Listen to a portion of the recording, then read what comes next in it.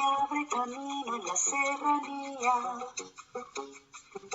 Los pájaros buscan ramas donde anidar. Y el cielo espera la noche para cubrirse de estrellas.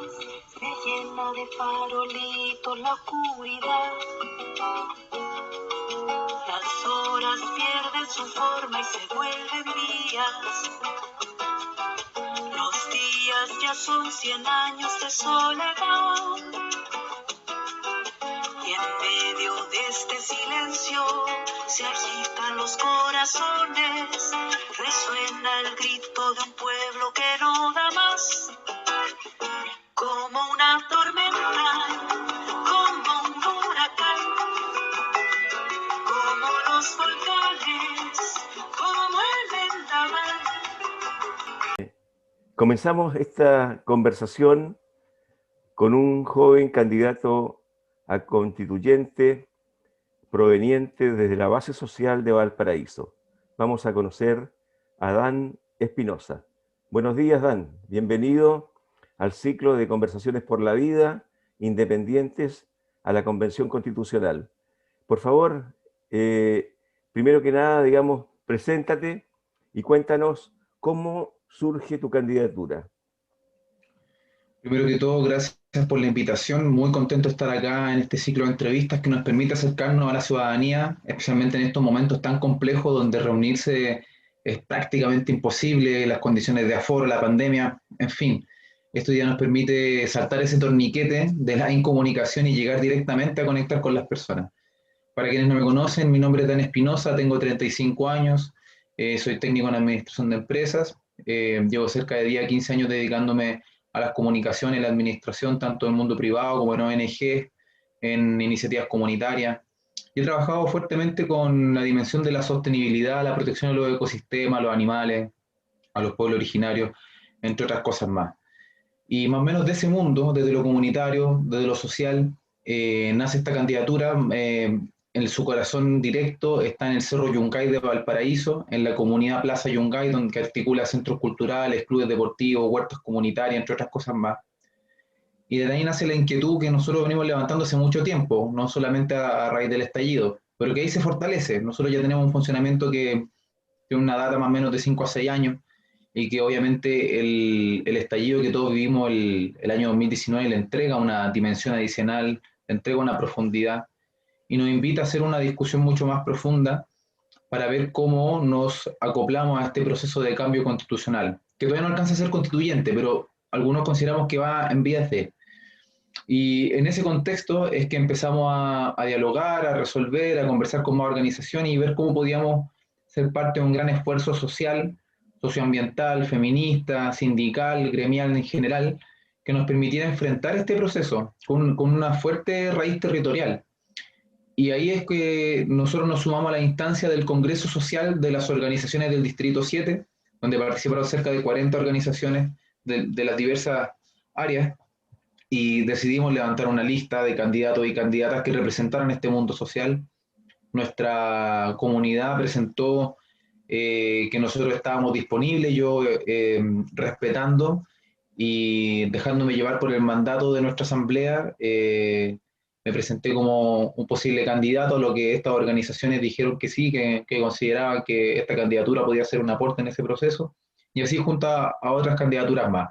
Y ahí levantamos la lista social, la lista de los movimientos sociales, poder constituyente a toda costa. Y eso nos ha generado toda una épica, todo un proceso de desarrollo, en búsqueda de patrocinio, en búsqueda de más apoyo, en reunirnos con gente. ¿Cómo fue, cuéntame, cómo fue la experiencia de formalizar la candidatura? ¿Cómo se juntaron las firmas? ¿Cómo se lograron los patrocinios en línea, digamos? Cuenta, porque eso es importante para la memoria histórica. Pensemos que esto se puede ver mucho después, ¿verdad?, de este tiempo presente. Y es bueno, digamos, dejar registro de las dificultades que el sistema le puso a los independientes para poder participar. He conversado con candidatos de Arica a Osorno hasta ahora, me falta seguir al sur, pero en general todos han vivido la experiencia casi dramática, ¿verdad?, de tener que apurar, juntar firmas, y poco a poco fueron soltando la mano en términos de autorizar por lo menos los patrocinios en línea. Pero cuéntame, ¿cómo lo viviste tú? Fue un proceso muy intenso. En lo particular a mí me tocó estar en los grupos de presión parlamentaria para que pudiera habilitarse primero el patrocinio en línea y segundo que se pudieran bajar los requisitos de patrocinio. Estuve en los procesos de presión directa, de negociación con la presidenta del Senado, con Adriana Muñoz en ese entonces, presentándole las distintas inquietudes del mundo social y explicándole que realmente todas las barreras que estaban colocando iban a impedir la participación de los independientes y que, bueno, yo fui muy directo y le dije, díganos la verdad, o sea, si ustedes van a impedir la participación de los independientes, díganos ahora y nosotros nos organizamos y salimos mañana a la calle y se rompe el acuerdo nomás por la fuerza. Y ahí como que empezaron a distintas actorías sociales en todo el territorio nacional a presentarse con esa misma postura, porque también llega un punto en el que tú puedes ser cordial en términos políticos Exacto. y llega otro momento en que también tienes que O sea, presentarte como... nada ha sido gratis en este proceso. Por supuesto. Entonces, nosotros sabíamos que también teníamos que estar preparados para todo y con esa energía y ejerciendo el mandato que nos habían entregado, nosotros teníamos que asegurar las condiciones para que realmente nuestras candidaturas se pudieran viabilizar. Bien, Bueno, ya, ¿Mm? perdón. Sí, sigue nomás, sí. Claro, bueno, acto seguido fue que luego de todo un proceso de campaña y de movilización ciudadana, logramos conseguir que se pudieran habilitar estos procesos de patrocinio, pero que ocurren en una fecha un poco compleja. Recién ya como por ahí el veintitantos de diciembre empiezan a Exacto, habilitarse entre Pascua y Año estas Nuevo. plataformas. Claro, entre Pascua y Año Nuevo, cuando toda la gente inevitablemente está preocupada de otras cosas, los plazos vencían el 11 de enero, había que hacer campañas comunicacionales muy fuertes y entrar en ese momento era muy, muy difícil. Todavía veníamos con la última pasadita del 10%, entonces la gente estaba como preocupada de otras cosas aún y todo con una incertidumbre permanente en un estado que hoy día está en una crisis muy profunda, en una fractura social donde prácticamente todo pareciese ser un poco líquido y las estructuras no responden a las necesidades ni a las demandas sociales. Entonces, en ese contexto social, cultural e histórico, incluso espiritual, de crisis, es que tú tienes que tener la moral primero individual y colectiva, generar el espíritu de equipo para ir a buscar los patrocinios y presentar una propuesta sólida. En nuestro caso, como lista social Poder Constituyente a toda costa, generamos un proceso unitario que nos permitió apoyarnos mutuamente, generar un proceso de colaboración colectiva, de apoyo mutuo, que nos permitió enfrentar de mejor forma en términos morales todo este proceso, mientras nosotros vimos, yo por lo menos fue lo que yo vi, como candidato independiente buscaba apoyo por aquí, como salvándose cada uno por si puede. Entonces, nosotros afortunadamente no estuvimos sometidos a esa presión individual, sí la vivimos de forma colectiva y yo creo que ya recién por ahí como el 3 o 4 de enero la gente empezó como a ocupar la plataforma, hubo varios días que la plataforma se cayó, incluso después a las pocas semanas, me parece que fue entre Navidad y Año Nuevo, cuando se discutió el tema de los escaños reservados y tuvieron que habilitar la plataforma y la plataforma se cayó un día, fue una locura.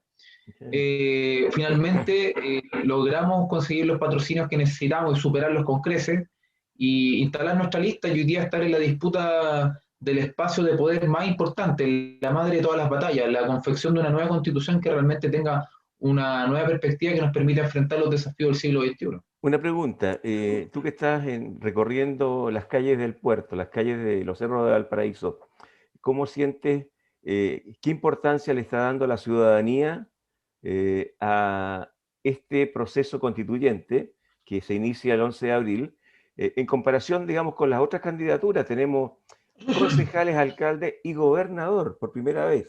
Entonces, es importante ver la percepción de la gente. O sea, digamos, yo creo que el juntar las elecciones, esta elección tan histórica, tan crucial, con estas otras de rutina, yo creo que solamente la del gobernador tiene la relevancia de esta, digamos, porque es abrir espacios territoriales de democracia directa, digamos, de que se pueda elegir el jefe de una región. Pero todavía eso está a medias. Pero ¿cómo se siente la gente?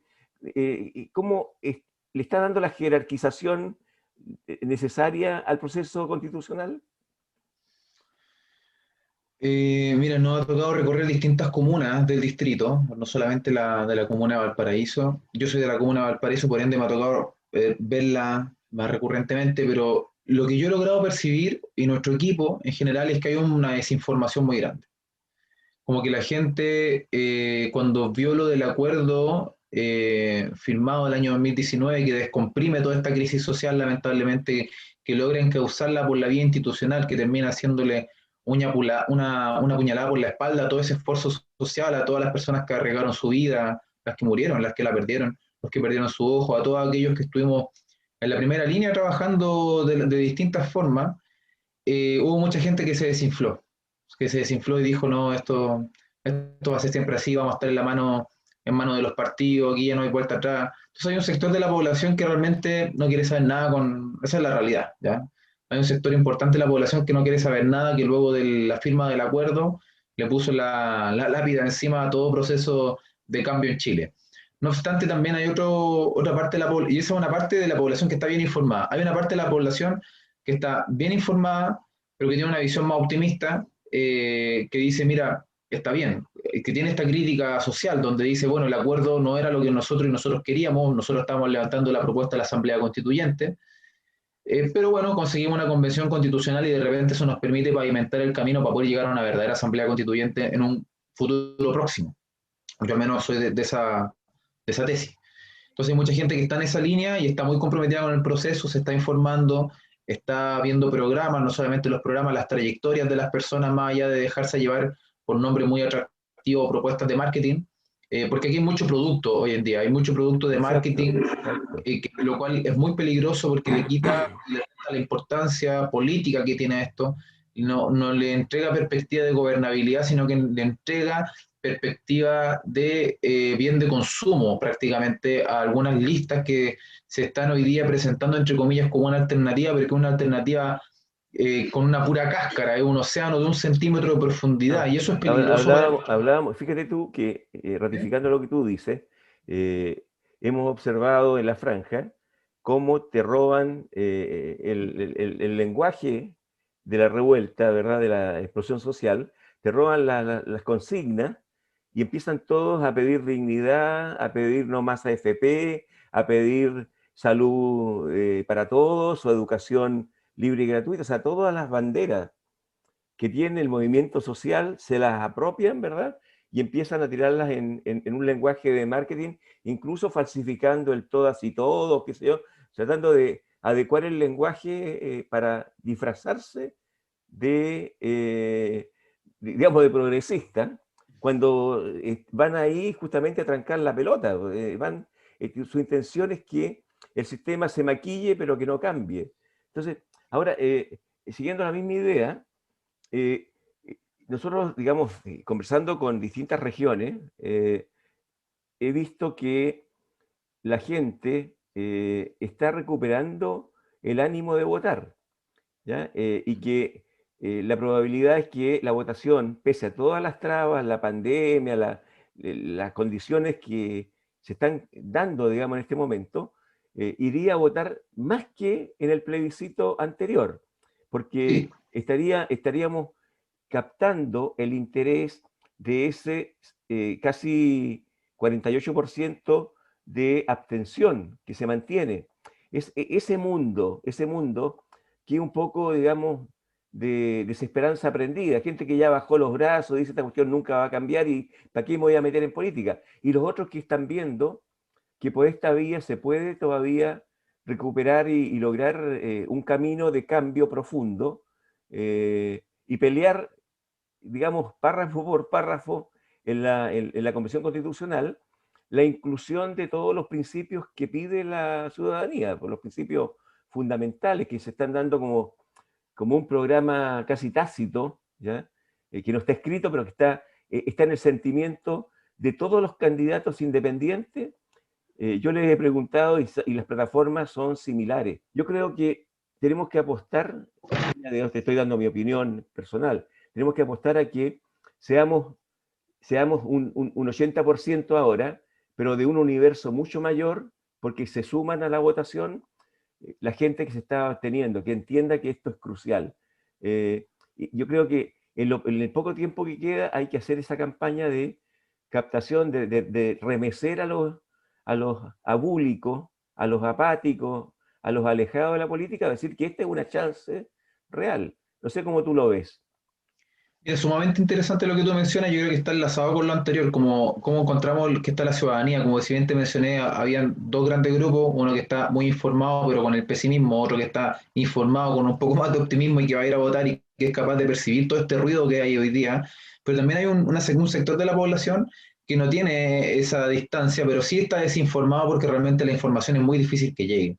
Aquí ha habido de forma intencionada un proceso de censura, de segregación por parte de los partidos establecidos a las listas de independientes, y ahí tú te das cuenta que realmente no hay ninguna intención de generar un proceso de desarrollo social, porque aquí tenemos una gran oportunidad, o sea, podríamos haber generado desde, entre comillas, el momento del acuerdo por la paz y la nueva constitución, todo un gran proceso de educación apoyado por parte del gobierno para que la gente estuviera realmente enterada, para que pudiera debatir, para que pudiera conversar, pero no hubo ningún tipo de interés. Aquí han habido realmente disposiciones de todo a última hora para poder, ojalá, que la gente tomar decisiones en caliente sin mucha información y ahí restarla de los procesos de participación. Yo sí estoy de acuerdo con que tenemos que llegar a todos, o sea, nosotros vamos a todos lados y cuando estamos volanteando también nos encontramos con toda la gente y recibimos todo tipo de retroalimentaciones y tratamos de, más que de convencer a la gente que crea en la alternativa que uno está presentando, mi postura siempre es decirle, usted crea lo que usted es capaz de hacer, pero no solamente de forma individual, sino que de forma colectiva, organícese en su territorio, organicémonos juntos, articulémonos. Usted no puede depositar fe en una persona si usted no tiene fe en lo que usted puede hacer. Entonces, tratando de construir ese puente, no solamente racional político, sino que también el emocional, que nos permita construir o reconstruir este entramado social que tanto necesitamos para sostener esta estructura, que nos permitiría defender de alguna u otra forma a nuestra ciudadanía, a nuestro pueblo organizado, y que va, si bien es cierto, con un pie institucional muy fuerte, en esta figura que es internacionalmente conocida como el ombudsman, que es como el defensor del pueblo, pero yo voy un poquitito más lejos y yo creo que incluso nuestras comunidades deberían tener fuerzas de autodefensa, porque nada asegura que el día de mañana un caudillo, un grupo específico, decida tomar parte de las Fuerzas Armadas o las fuerzas de orden y dirigirlas en contra del pueblo. Entonces porque alguien me podría decir, oye, esto suena un poco casi a insurrección popular. Y en verdad, cuando tú empiezas a revisar la historia, cuando tú has visto que un grupo muy pequeño de personas ha dirigido ya cerca de 3 grandes matanzas contra tu propio pueblo, tú tienes que aprender de la historia y tienes que entregarle las condiciones necesarias para que tú puedas generar la soberanía territorial comunitaria para que ese tipo de cosas no puedan ocurrir. Y no estoy hablando solamente de que la gente reciba una formación militar para defenderse de una amenaza interna dirigida por un grupo X, que es, por ejemplo, lo que está ocurriendo hoy día en la zona de Gualmapu. Hoy día hay una mafia político-empresarial en concomitancia con distintas fuerzas de orden y fuerzas armadas que están ahí apoderándose de todo ese sector. Y Y son, si la ciudadanía y son tuviera, denuncias públicas. por supuesto, Marcelo Toledo, por ejemplo, ex capitán de Carabineros, que está denunciando todo esto. Claro, exacto. Entonces, yo lo que estoy hablando tiene un sentido de realidad, es una situación sumamente incómoda. Yo sé que estos temas son como un poco peliagudos, llegar a conversarlo, llegar a hablarlo, pero bueno, es la sociedad que tenemos y tenemos que tomar decisiones y hacer política con la realidad, no una política ficción de aquí vamos a ser todos súper buenos amigos, vamos a construir una nueva constitución. Amigos y amigas, la gente que nos está escuchando, Bueno, aquí hay pero un enfrentamiento. lo que se está planteando desde lo social, en términos digamos, un poco sacando un promedio de opiniones, ¿verdad? De postura, lo que se está buscando, primero que nada, que los independientes sean legítimos y genuinos, Claro. digamos, excluyendo a los palos blancos que están montando los partidos políticos para disfrazarse de independiente. Segundo, que no es un cheque en blanco y que es un mandato popular, tal como nace tu candidatura, han nacido las de los candidatos independientes del Distrito 7, del Distrito 10 de Santiago, o sea, hay una raigambre social en la lista del pueblo, en movimientos sociales, en la lista que ustedes construyeron de constituyente a toda costa, o sea, perdón, digo bien, ¿no es cierto? Sí, Bueno, poder constituyente a toda costa. Sí. entonces esto significa que ustedes van mandatados para defender ciertos principios sustantivos que fíjate que sin haberse puesto de acuerdo son los mismos y parejos en todo el sentir, en la emoción de todos los movimientos independientes. Es terminar el Estado subsidiario, la armonía con la naturaleza, un desarrollo descentralizado con autonomía de las regiones y los territorios, una cultura que empape un nuevo sentir de Chile. O sea, hay elementos de fondo que buscan un Chile distinto. Entonces, lo que tú estás señalando en términos de tener una organización territorial, fíjate, yo no lo veo como digamos, una situación que llegue a lo militar. Yo creo que en este momento, digamos, podemos estar a merced de algún caudillaje que largue una aventura, pero yo creo que en el ámbito internacional no está el horno para bollos para las actitudes golpistas de los 70, ¿ya?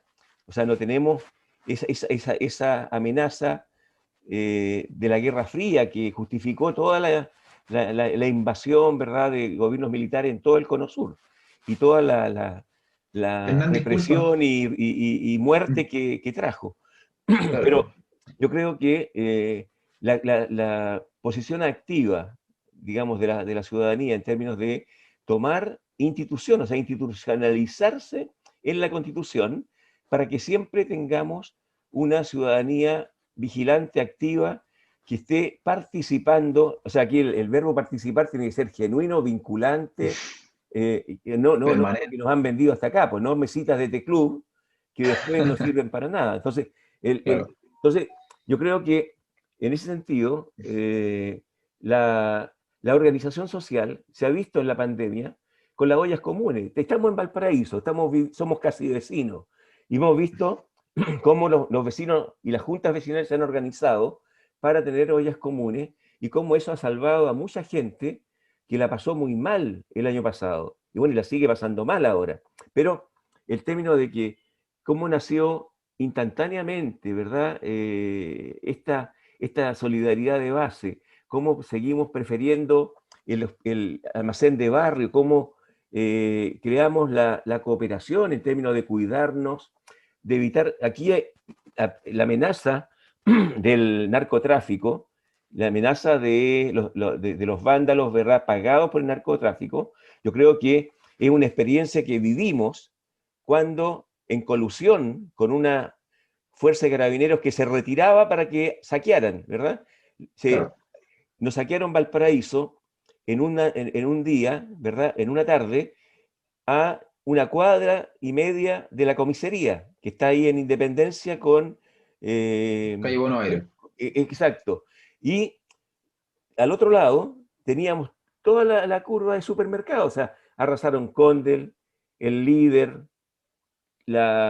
todos los supermercados que están frente al arco británico, o sea, y eso se dejó hacer, y eso no era la primera línea del movimiento social, esos fueron fuerzas que saquearon porque son delincuentes, ¿ya? Y tenemos que dividir la comunidad pobre, ¿verdad? La comunidad de los campamentos, la comunidad que está luchando por sobrevivir y por insertarse en la ciudad, de los que están manejando el narcotráfico y están pagando soldados para que se pongan como mercenarios al servicio de quienes quieren distorsionar la verdad y justificar la represión. Yo creo que, no sé si eso coincide con el análisis tú, pero yo lo vi, lo escribí, eso digamos cuando lo iba viviendo, o sea, cuando estábamos mirando aquí en la ciudad de Ecuador, ¿verdad? Cuando los carabineros dejaban hacer y llegaban después cuando ya estaba todo consumado y los tipos se habían ido, llegaban ellos, ¿verdad?, a hacer el acta de daño. O sea, Claro, hay una complicidad, claramente, cuando uno empieza a hacer el análisis en retrospectiva, y bueno, incluso en los mismos días, porque cuando uno ya lleva años en esto, tiene cierto olfato y se da cuenta, ¿no? Yo al menos, y me voy a ser responsable de mis palabras, yo creo que hubo una complicidad. Alguien dio la instrucción y dijo, no, aquí estos retírense los carabineros y un que los comando, nuestros, claro. claro, claramente ahí, el intendente Martínez yo creo que es una de las personas involucradas y responsables de ¿No esa crees tú situación. que hay una confabulación que que persiste en términos de castigar a Valparaíso porque había manejado un gobierno ciudadano, una gobernanza ciudadana a través del alcalde Sharp, porque cuando se erradica la corrupción inmobiliaria y se empiezan a frenar la autorización en el departamento de obra de la municipalidad, que iban a seguir llenando a Valparaíso de torres nefastas, ¿verdad? Que rompen los barrios y que no tienen nada que ver con digamos, con lo que es la tradición de un barrio, el sentir, la identidad de cada barrio. Tú eres barrio Yungay y tienen toda una identidad histórica con sus clubes, o sea, lógicamente cada uno de los 42 barrios, ¿verdad? Y sumando toda la cofradía de deporte, de cultura, Claro. al paraíso. Y eso lo entendemos los porteños. Entonces, cuando nos sufrimos a Pinto Cornejo y Castro, Castro. que fue la misma máquina que estaba rentada en cada cerro, ¿verdad? Que se usó, ¿verdad? Con operadores que nos llenaron de escalas, ¿verdad? Y que nunca atendieron la parte fundamental de la ciudad. Bueno, Maquillaje. eso yo creo que fue un motivo para ese castigar a Valparaíso, más allá de los hechos mismos propios de una explosión social que nunca debió ser un vandalismo, porque ¿dónde hubo vandalismo? El 2010 hubo vandalismo, ¿verdad? Y ahí también se Mira, demoraron 3 ahí días en sacar mm, a los militares a controlar después del terremoto. Allende, claro. el 71 lo sacó a la media hora, ¿ya? No le tembló la mano y sacó, ¿verdad? En el terremoto del 71, todo y nos organizamos en esa madrugada, estábamos todos tomando a cargo el control civil militar de la contingencia, de la emergencia. O sea, hay historia hay historia viva que la tenemos todavía en nuestra experiencia, que muestra que aquí ha habido mala intención con Valparaíso. Mira, Hernán, yo tengo un análisis profundo que involucra política internacional y con fundamento. Valparaíso como región es hoy día fundamental para otros países. Por ejemplo, aquí hay proyectos de IRSA, que es la infraestructura interregional sudamericana, que lo que busca es crear cadenas logísticas y no solamente cadenas logísticas en términos teóricos, sino que también estructurales como megacarreteras, destruyendo montañas, generando túneles, devastando ecosistemas, etcétera.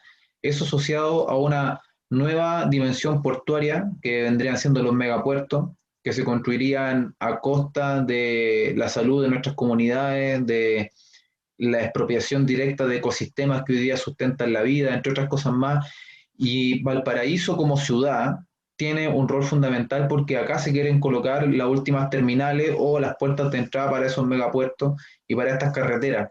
Entonces, no solamente se trata de lo que ocurrió con la administración comunal, sino que acá en Valparaíso se ha levantado desde el año 2010 en adelante una resistencia muy grande a estos megaproyectos que son de carácter concreto y también aquí nace uno de los polos más grandes de resistencia contra el TPP-11, que van de la mano. TPP-11, IRSA, no me quiero alejar tanto de la conversación, pero es importante que la gente entienda que siempre esto está por capas, ¿no? Uno a veces piensa que la pelea de aquí es una pelea chica como municipalidad, intendencia, y no, esto involucra a otros actores sociales que a veces a uno se le escapan de la foto cuando no ha estado presente en esas líneas. Entonces, Pero ahí, te interrumpo, ponen la foto en retrospectiva, todo lo que fue el movimiento ciudadano que iniciamos el 2002, cuando creamos el Foro Valparaíso Posible, cuando después todos Ciudadanos por Valparaíso nos unimos sí. y se creó el Comando de Defensa de Valparaíso.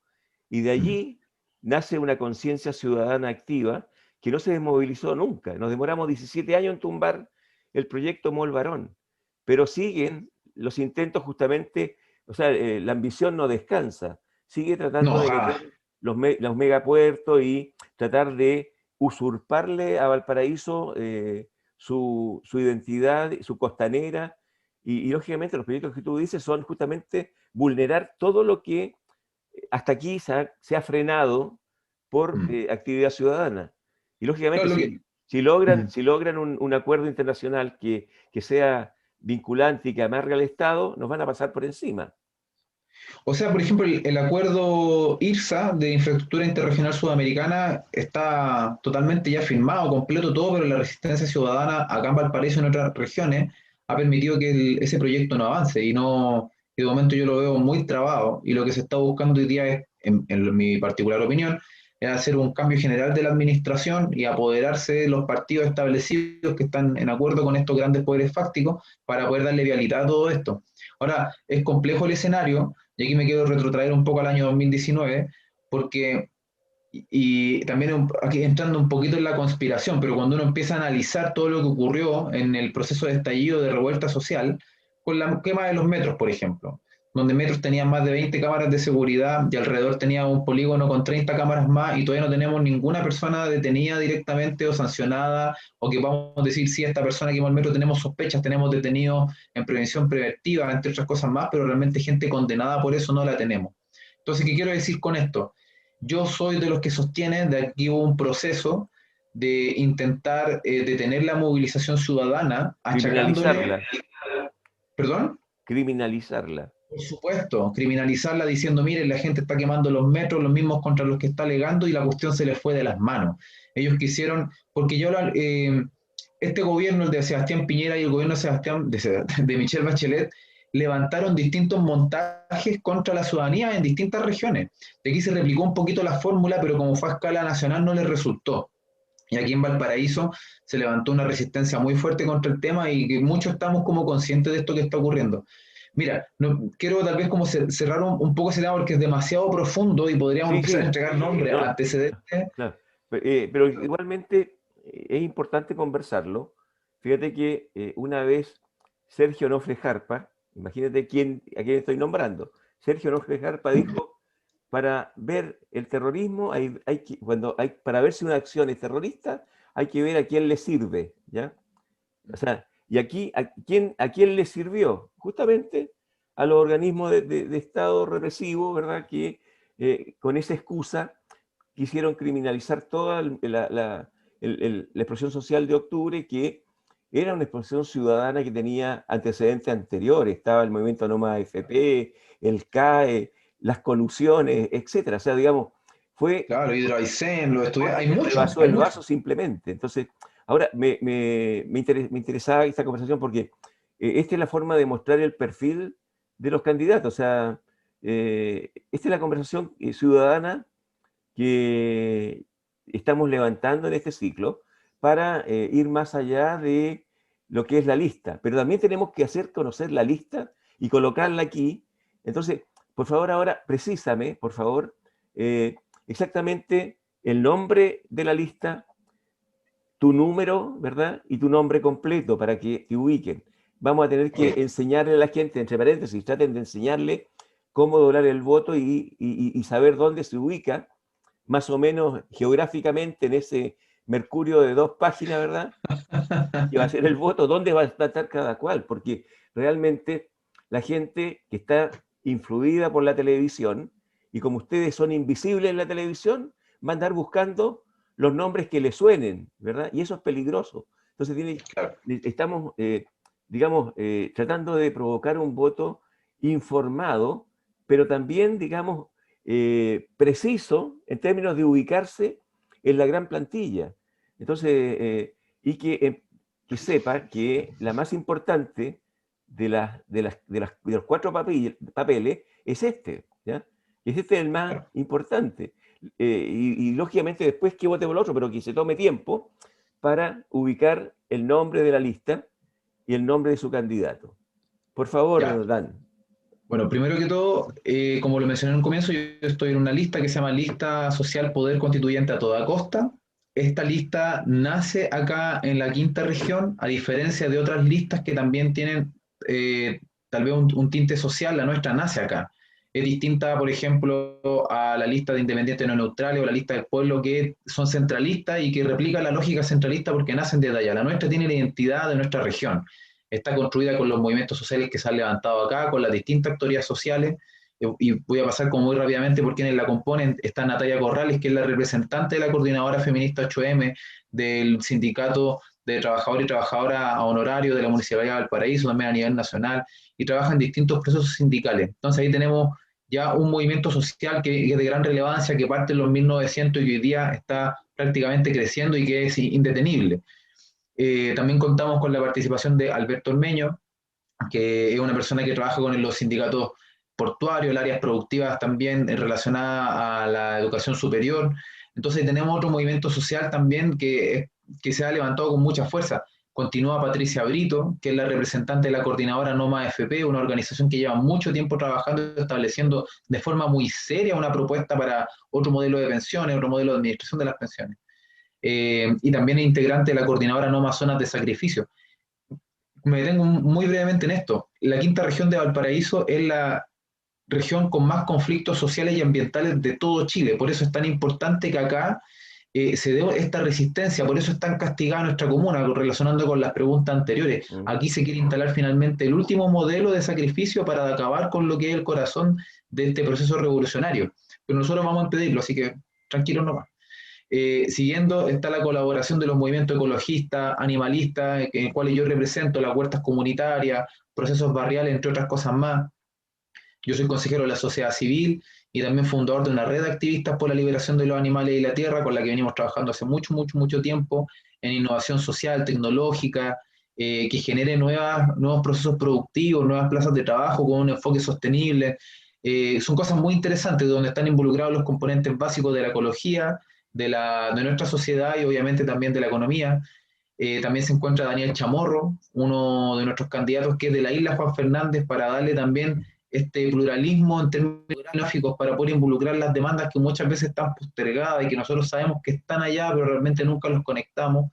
Y finalmente, nuestra compañera Zunilda Yarandín Chávez, que es una persona que llegó hace unos años ella es chilena, estuvo viviendo mucho tiempo en el extranjero, una experiencia internacional muy importante que hoy día viene a fortalecer nuestro proceso como lista y que viene directamente de las ollas comunes, como lo mencionaste tú, las panaderías populares, cerca de entre 120 a 140 ollas comunes están activas hoy día en la comuna de Valparaíso, más de 40 ollas populares y otros esfuerzos barriales que se han levantado para articular a las personas como bibliotecas populares, entre otras cosas más. Entonces nosotros levantando todo este movimiento feminista, sindical, Noma FP, ecologista, barrial, sostenible de la isla en su conjunto, hemos decidido conformar esta lista Poder Constituyente a toda costa. Esta lista nace acá, esta lista no viene centralizada en un lugar específico y nuestro sello más importante es que hay una trayectoria, nosotros podemos confiar, hay gobernabilidad porque también tenemos contacto directamente con las organizaciones que se mueven aquí en el distrito, porque no es solamente la elección, es lo que viene ya una vez electo. Después, hablemos después de eso, ya. Ok, pero Sí, más redondea lo de la lista para poderte... Ya. Nuestra lista es la IT Ya, y eso en mi no caso, ya, sí, lista déjame IT. anotar porque eso tengo que escribirlo. IT, ya. Ah, YT, ya. Y sí, YT, esa es nuestra lista. ¿Y tú eres el número? 44. Entonces, eso es la parte ya electoral misma. Espero que la lista entonces tenga una raigambre amplísima en todo lo que es la ciudad. Y como en este momento, digamos, la publicidad, la propaganda es de voz en voz, digamos, es ir transmitiendo a nivel de las redes personales. ¿Tú tienes página en Facebook? Sí. Ya. Me pueden encontrar como Dan Constituyente, o, Ya. ya sea en Facebook o en Instagram, o escriban simplemente Dan Espinosa. Ya. DANN Espinosa. Y Perfecto. para quienes utilicen Twitter, yo todavía no soy tan amigo del Twitter, pero igual trato de ocuparlo, me pueden encontrar como Dan Espinosa D7, por el distrito que va por nosotros. Ya. Retomando el tema, ¿verdad? ¿Cuál es el mensaje que tú haces para la ciudadanía porteña, para el pueblo de Valparaíso, para que se adhiera a ti o a tu lista? ¿Ya? ¿Cuáles son los argumentos? ¿Cuáles son los valores principales que quieres colocar en la nueva Constitución? Okay. Bueno, a la gente que nos está escuchando, yo tengo una propuesta que quiero compartir con ustedes. Esta propuesta es una propuesta que he analizado durante mucho tiempo, que la hemos confeccionado con un conjunto grande de profesionales y hemos observado los distintos ejemplos en otros países que nos permitan construir algo robusto que pueda ser aplicado con un sentido de realidad para conseguir lo imposible. ¿Qué significa eso? Poder reconfigurar nuevamente nuestro esquema de relaciones, la distribución del poder, de la riqueza y de cómo creamos una nueva sociedad. Y para eso nosotros consideramos que en lo central tiene que haber un eje que atraviese toda la Constitución, que sea un eje ecológico. ¿Por qué? Porque no existe ninguna actividad humana que nosotros podamos desenvolver al margen de los ecosistemas. No existe sociedad, no existe vivienda, no existe economía posible al margen de los ecosistemas. A nosotros y nosotras vivimos en un lugar específico, nuestras comunidades se desenvuelven en torno a ellas, y es por eso salvaguardar estos ecosistemas, porque son los que propician la vida. Esta vida es múltiple, es diversa, nuestras sociedades humanas son complejas y hoy día más que nunca pueden discutir de forma muy libre su forma de organización social. Y es por eso que un segundo eje que quiero proponer para que se confeccione esta constitución es lo social, donde no solamente estén explícitamente consagrados los derechos, sino que también se definan los mecanismos que puedan salvaguardar estos derechos. Y para finalizar, toda sociedad humana requiere un modelo de ocupación, algo en lo que nos podamos desenvolver, intercambiar bienes, productos, servicios de forma justa, de forma sostenible. Y es por eso que el tercer eje que debe atravesar como de perspectiva de poder la Constitución es un eje económico. Estos son los pilares sobre los cuales se levanta la sostenibilidad, la ecología, lo social y lo económico. Y esto no solamente nos va a permitir al corto plazo salir de la profunda crisis institucional en la cual estamos sumidos, sino que también nos va a permitir enfrentar al corto plazo otra crisis que se viene, que es una crisis climática, que cada año estamos viendo que avanza con más fuerza. Entonces tenemos que entender de que aquí hay múltiples contextos. Está el contexto social nacional que estamos viviendo, que es muy complejo, y también viene un contexto más grande que es planetario, para el cual tenemos que estar preparados y preparadas y no podemos pensarlo en 10 años más. Cuando tú piensas en políticas públicas, tienes que, hoy día estamos en el año 2021, pero tenemos que estar pensando en cómo las políticas que nosotros estamos discutiendo van a afectar al año 2030. Entonces, si nosotros y nosotras queremos estar preparados para salir del hoyo que estamos ahora y prepararnos a la vez para lo que va a ocurrir en 10 años más, yo les aseguro que esta propuesta es la idónea para que podamos conducir y canalizar toda nuestra energía, generar nuevos polos de empleo, nuevas mallas productivas, nuevas formas de concepción académica, de creación del conocimiento, entre otras cosas más. Así que si les gusta esta propuesta, ya lo saben, IT44. Bien, ha sido un gusto conversar contigo. Espero que tengamos oportunidad. Bueno, como este proceso recién se inicia, la pelea grande va a ser cuando exijamos transparencia y retroalimentación de los, de los constituyentes para que esto no sea una cocina, sino que sea realmente una redacción de una constitución por parte del pueblo, a través de sus mandatarios, ¿verdad? De quienes son los encargados de cumplir con lo que la ciudadanía les ha encargado. Entonces, yo creo que en este ciclo, hoy se llama constituyente, candidato independiente a la constituyente, pero en el fondo lo que estamos cimentando es una plataforma de diálogo para retroalimentar después y estar movilizado durante todo el proceso, vigilante y activo, exigiendo que no se hagan cambullones y que tampoco se pueda corromper la instancia constitucional. Así que, Bueno, mandato revocatorio. Ahí tenemos que presionar fuertemente para que haya mandato revocatorio y apenas veamos a alguien que se esté desviando, le pidamos el cargo nomás rápidamente. Y si es necesario la cárcel, cárcel también. claro, ese es el tema, el punto, pero estamos hablando del proceso mismo, que pueden Mm. entrar el hombre del maletín, y ese es un riesgo. Por eso la transparencia es un valor fundamental para que esto camine defendiendo el interés general. Así que, gracias, Dan.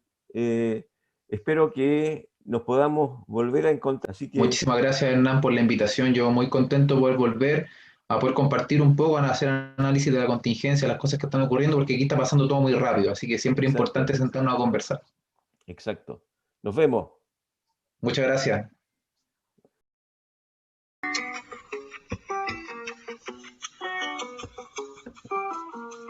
viento se abre camino en la serranía. Los pájaros buscan ramas donde anidar. Y el cielo espera llega la noche para cubrirse de estrellas, se llena de farolitos la oscuridad. Las horas pierden su forma y se vuelven días. Los días ya son 100 años de soledad. Y en medio de este silencio se agitan los corazones, resuena el grito de un pueblo que no